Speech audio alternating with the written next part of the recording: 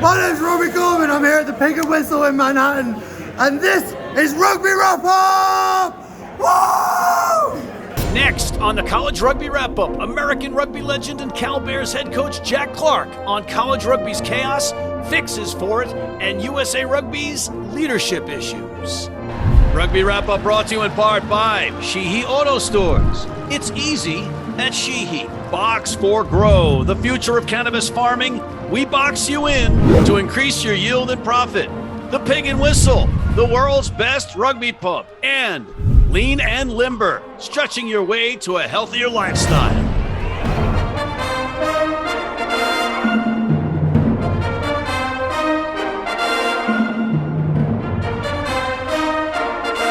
Hey everybody, and welcome back to this week's College Rugby Wrap-Up, the end of the year edition for our College Rugby Wrap-Up. And what better way to do it than do it with Jack Clark, the man, the myth, the legend of Cal Bears, the bear of a man.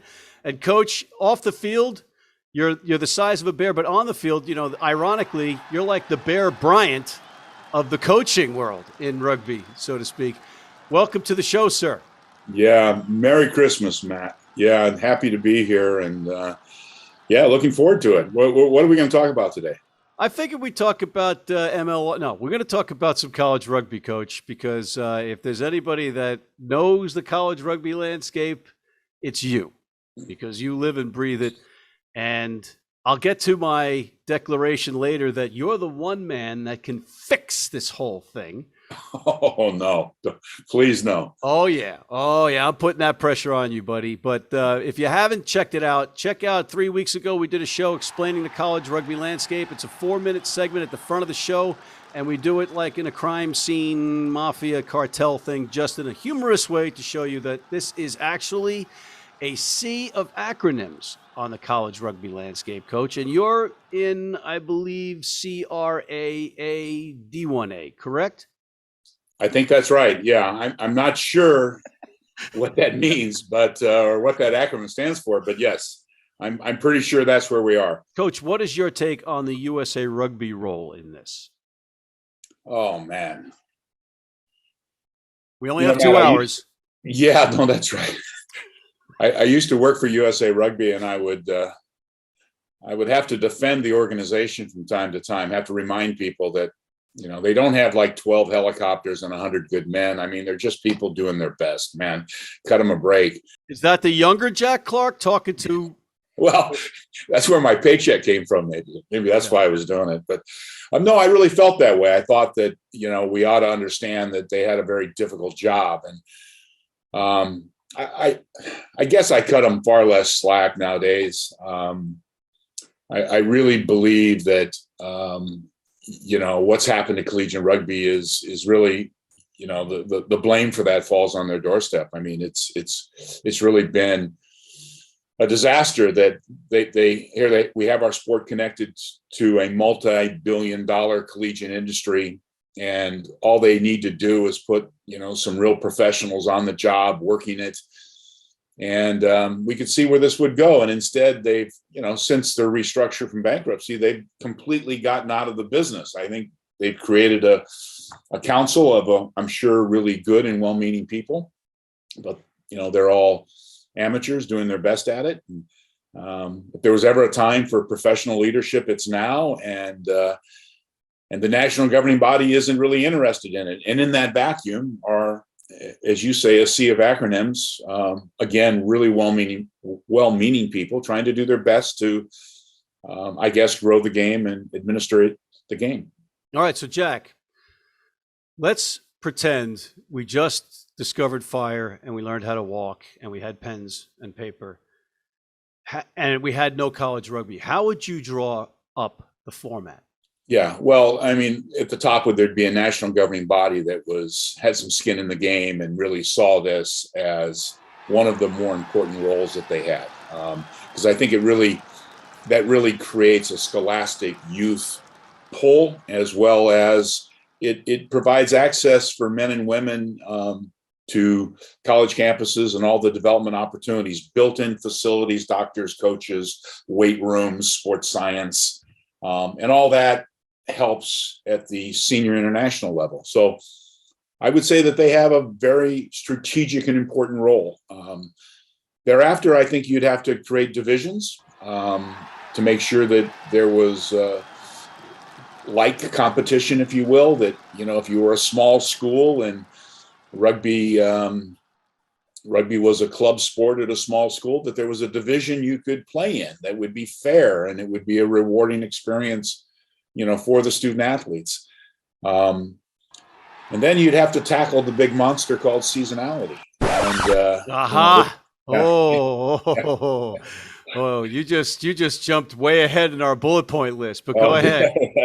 That's all right. I mean, you asked. Let me just check with my producer. Okay, we could go ahead with that. Go ahead, Jack. No, I guess what you're really talking about is when do you play your championships? It's not like when you play your rugby. I think what we know is that, I see what you did there.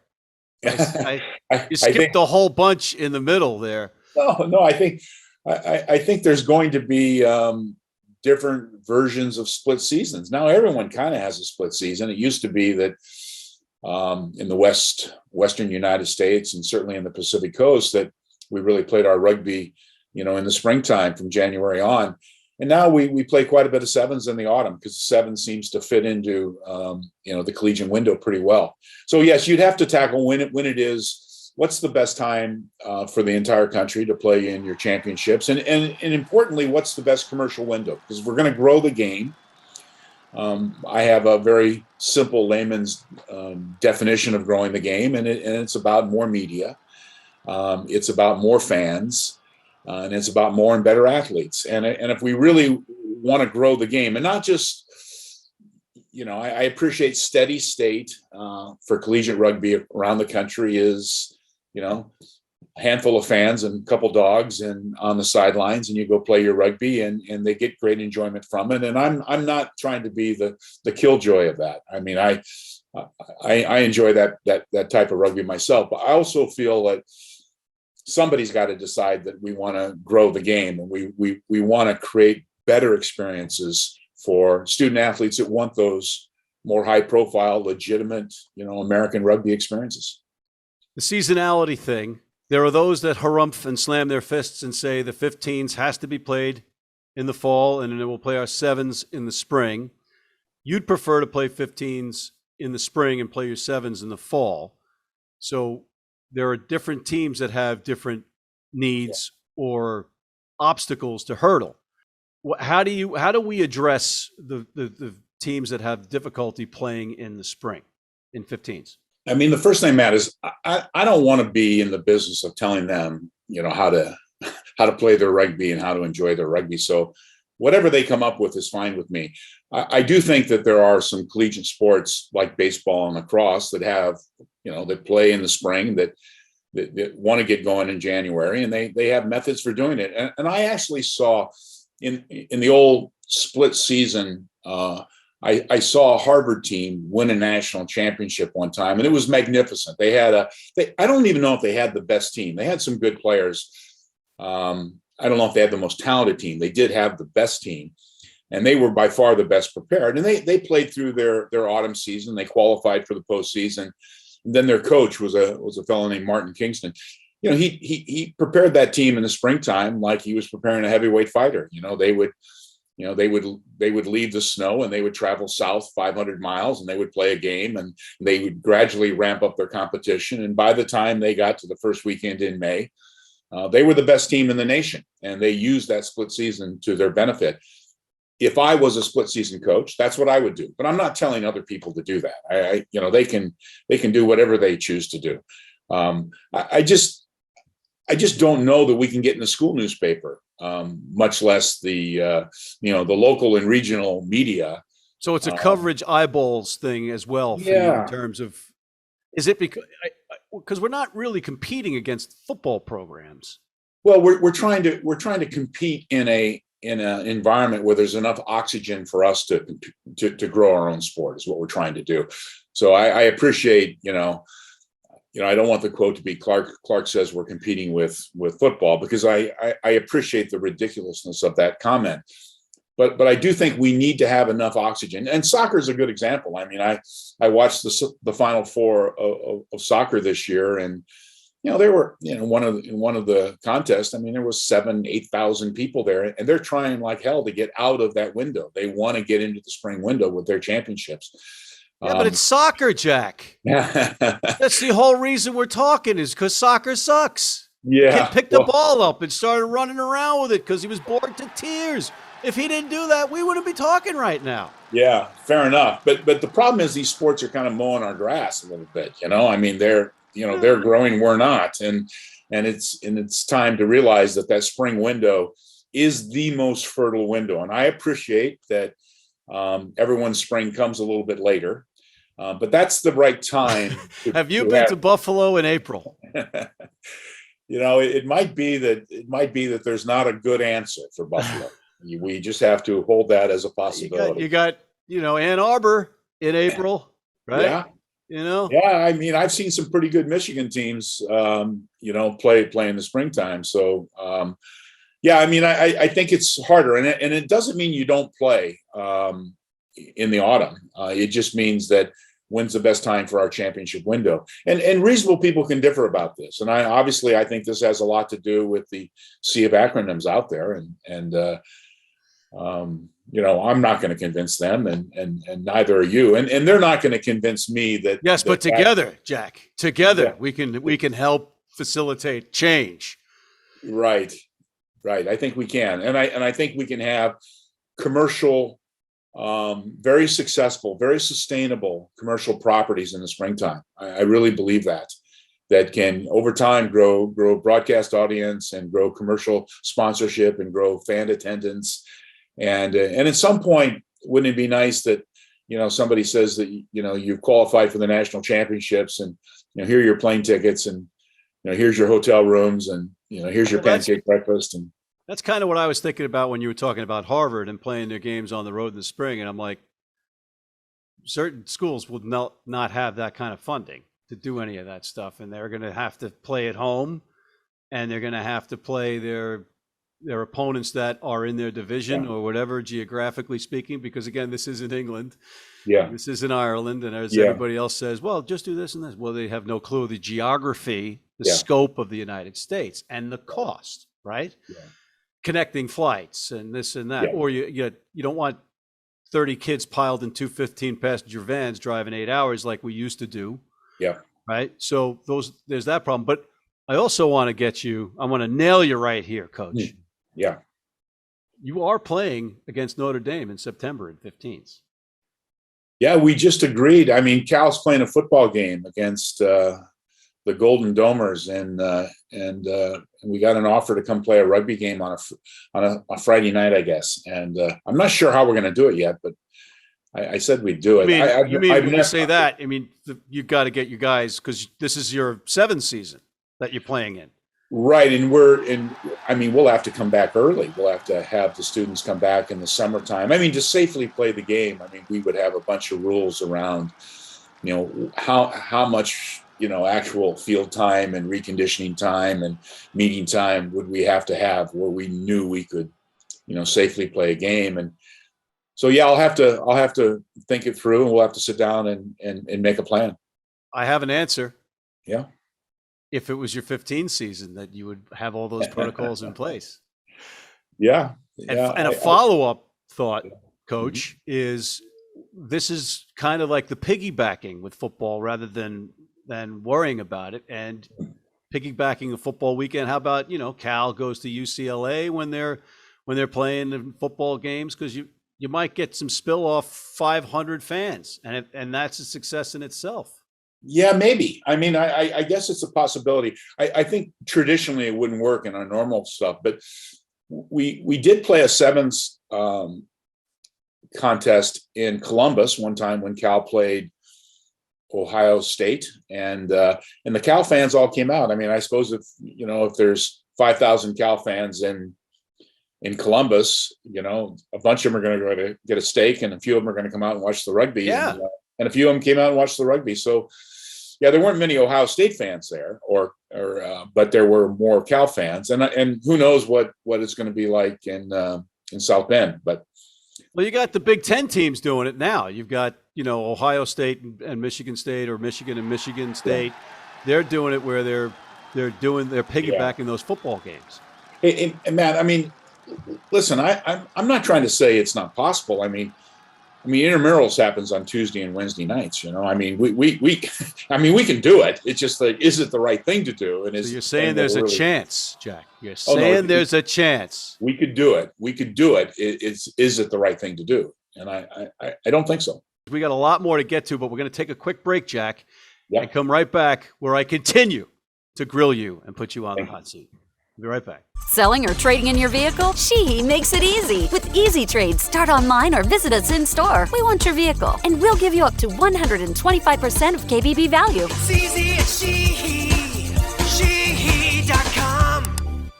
If you're in New York City and want to watch some great rugby, have some great food, and some great times, go to the world's best rugby pub, the Pig and Whistle on West 36th Street.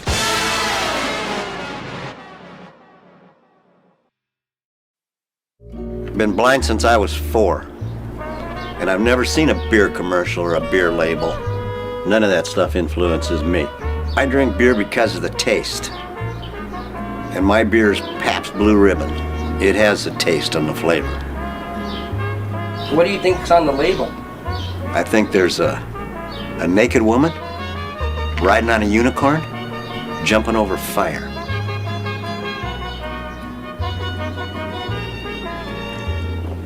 Oh, that's good beer.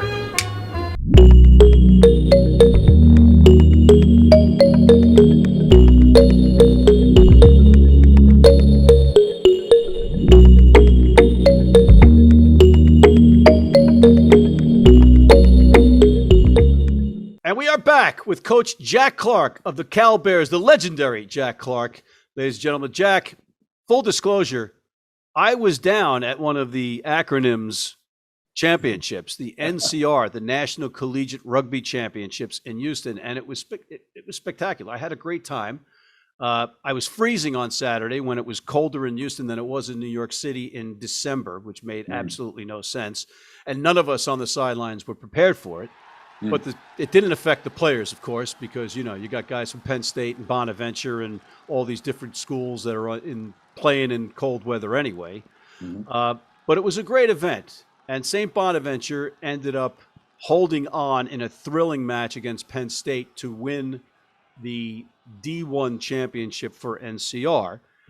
And all of us there, including players and coaches, were all like, wow, wouldn't it be great to have like a unifying bowl to declare a champion? And now we have all these acronyms, but what are your thoughts on the NCR championships in Houston?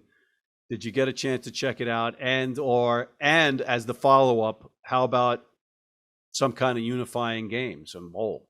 I think it would, sure, why not? I mean, why not play a unifying championship? Why not just play some games? I mean, one of the things that I've tried to make really clear with both organizations, I actually put the heads of the two organizations into an email, and I made it clear. Put them in a headlock, Jack. You can do that.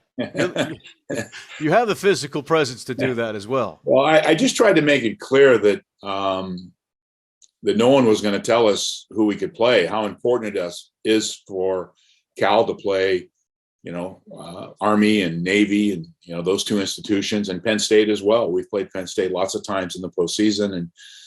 And those institutions, by the way, are riding both sides of the fence because they're in the NCR and they're also in CRAA, right, or D1A. Well, that's great. At the time, I didn't know how all that was going to work out. But what I was just trying to say is that, whatever it was going to take, we were going to play whoever we were going to play, and we weren't going to get caught up in, which organization we were a member of or not a member of. But that meant we had to join both and get really nothing from either one, right? I mean, and USA Rugby and whoever else wanted to do, that's what we would be willing to do, because it was important that we play all the teams we really want to play. So yeah, sure, a unifying game would be fantastic. I think those teams do play teams that will go on to the other championship. And as for the rest of but not in a hardware match.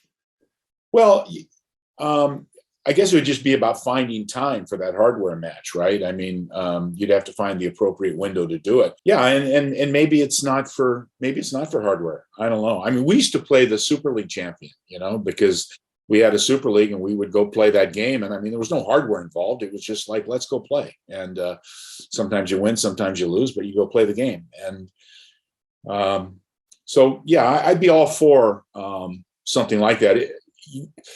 The calendar's pretty tight. You've got to throw in graduation. It's possible to have your players hang on, what we found, after graduation to continue to play. It would be harder in 15s because now you're going to keep 50 players maybe around. With 7s, you can keep 20 or so players, and you can have somebody to train against, and find them a place to live. It's all that kind of stuff. All their housing all ends the day that school's out. So it's hard to keep playing. We have everybody's graduation. we have people's heads spinning right now because we keep going from 15s to 7s and back and forth. Well, I apologize for it, but it's part of the reality. It's part of the reality. And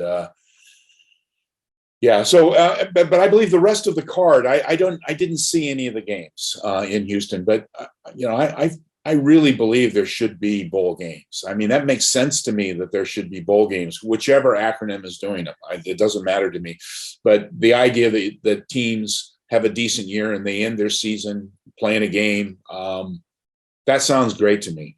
And I really believe there should be lower division championships that, it's not taking anything away from anyone that we have several champions. All right, let's go back to the NCR event down in Houston, because I want to get these numbers out there. And for those not indoctrinated in the space of rugby, these numbers are going to sound paltry, but actually they're pretty decent. Numbers that I've got: NCR championships in Houston were watched by 85,000 individual users. So that means if you log in 3 times during the course of the weekend, it still just counts as once. But what it doesn't reflect is if you're watching it with somebody else. So if you say a quarter of these people didn't watch the game alone and maybe they watched it with somebody else, you're at 110,000 individual views. We don't have that answer. We do have an answer of about 500,000 minutes watched. And they had about 2,000 in attendance over the course of the event, which that's pretty good numbers with COVID, travel, and the fact that the temperature was freezing in Houston. So, I just keep thinking, how much bigger would these numbers be if we united the clans? I think that time of year they'd be a little bit bigger, but they wouldn't be off the hook bigger.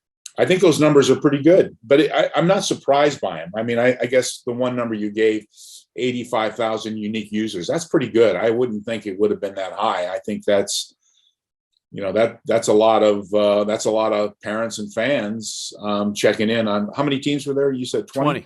Yeah, 20 teams. And you had the Friday night set up for the teams that were going to play on Sunday.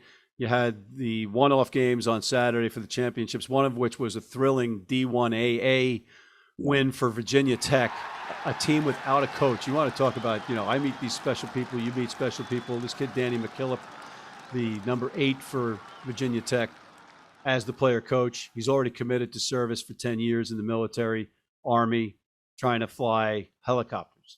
Wow. Right? And this is the 8-man coach. And you just get these different teams and these different championships. And you're like, it's a great experience for everybody there that went there. And I'm just like, God, let's just get the clans united once and for all. Right. Let's do this, right? Because it's in the best interests of the student athlete. Yep. Right. Right now they're all looking around. It's not only I want to go to a school and I want to play rugby. Now they're kind of, and it's actually a good thing, is that they have to consider what conference or what division they're going to be in too, right? Yeah, I don't know that they're doing that, but I agree with you that it's about the student athlete experience, and if we can create really memorable experiences for them, that's our duty. We really need to do that, and I don't disagree that if we, there was a time. I mean, for decades we had one championship, and it seemed to work, and it'd be great to go back there again. I don't know how you get back there without a national governing body that says, we are the national governing body of this sport in this territory, and this is what we're going to go do. And they bring some real professional leadership. I don't know how you get there. And I don't mean to throw up my arms. Like I've given up. I mean, there's a lot we do, right? I mean, if you're coaching any of our teams out here in any university, you're raising money, you're building facilities, you're recruiting, you're creating annual plans that can develop good rugby players. I mean, the job, there's too many hours in the day, not enough hours in the day to begin with to do the job. So what happens when, we're in these periods of time when, the national governing body is just, punted, and you've got splinter groups doing their best with well-meaning people. You turn inward to your team and you do your best to kind of grow rugby in your patch. And that's what I think a lot of people are doing across the country. All right, Coach, final thoughts before I let you go? Listen, I mean, it's easy to slag off all the people that are out there trying to do what they think is the right thing. And I don't mean to do that. I mean, reasonable people can differ, I think. And I don't want anyone to believe I'm telling them, when they should do anything, really. I trust other people to make their judgments about what they think is best.